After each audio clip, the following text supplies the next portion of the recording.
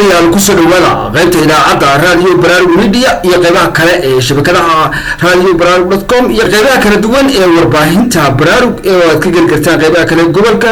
baraarug media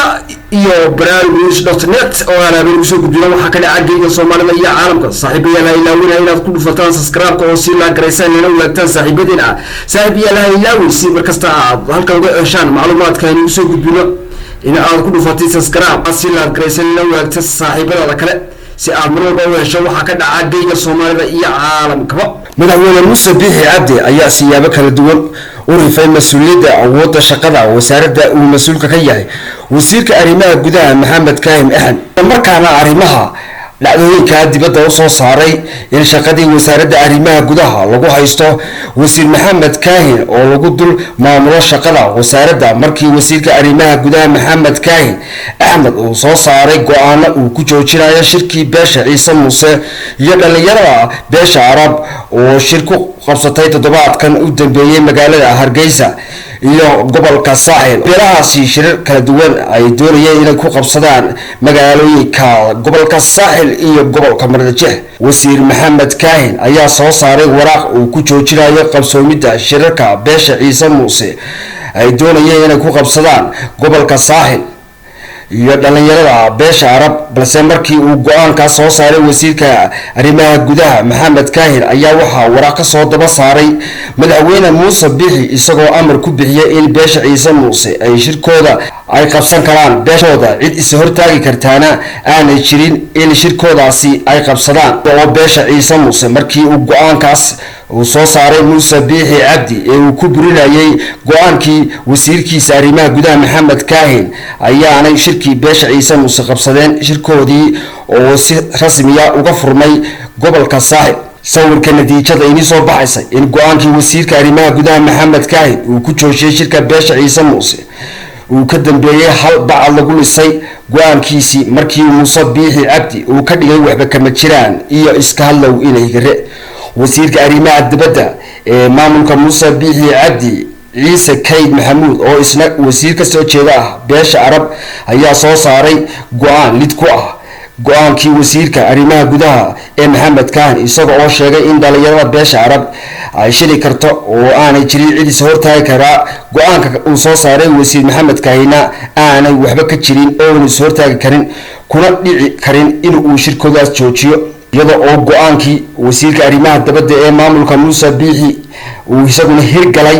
ku joojiyay shirkaasi Maxamed Kaahin iyadoo oo talaabooyinka faragelinta lagu sameeyay shaqadii wasiirka arrimaha gudaha iyo banaanka keentay in aan uu madax banaaneen shaqada arrimaha wasaaradda Maxamed Kaahin taas oo ceeb iyo fadeexad ku ah shakhsi noocaas ah oo gacantiisa ku jirin guud ahaanba waxay tani muujinaysaa in Maxamed Kaahin lagu dul maamulo wasaaraddiisa kastoo Muuse Biixi uu mas'uuliyiin kale u magacaabay wasaaradda arrimaha gudaha oo xafiisyo kale uu ka hoos sameeyay Maxamed Kaahin la maamulo arrimaha wasaaradda iyo nabadgelyada ee dhinaca arrimaha gudaha halka uu horena uga hoos saaray wasaaraddiisa dowladaha hoose ee degmooyinka ina ay maamul shahaadinaya xildhibaanada golaha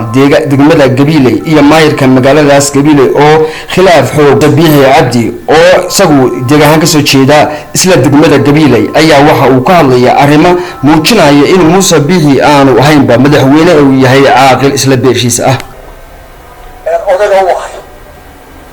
ilaa suuqooda saacad hoosoo xilli doonta أول ما يحولات بيد أصوات كل شيء هو أنت على دورتين أو هاي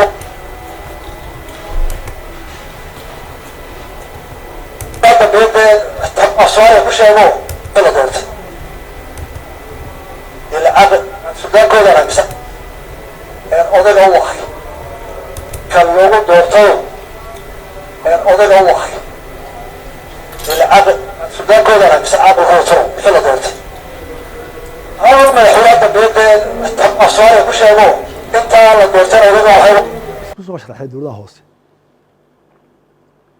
maxay dadku idinku codeeyeen maxaa idin hor yaalla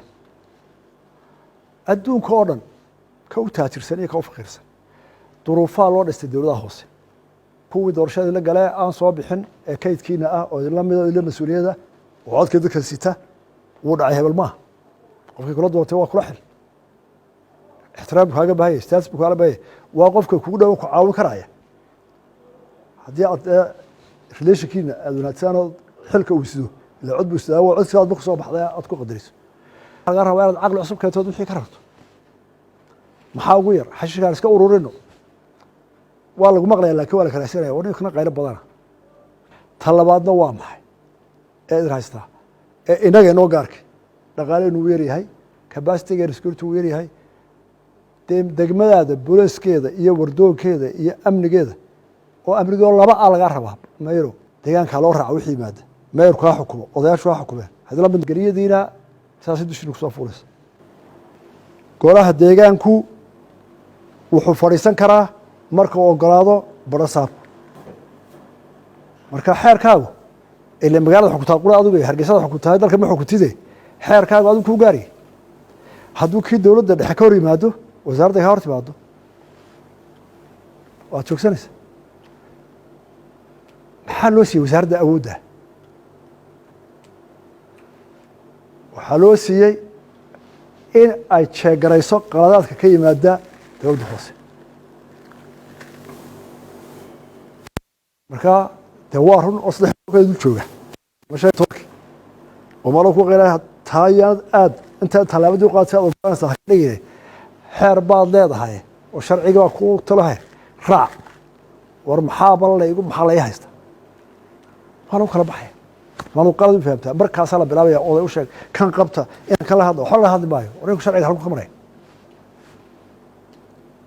saddex meelood koo joogin baa wada bilowdeen dhowr meelood hala bedelo hala bedelo ha bedelo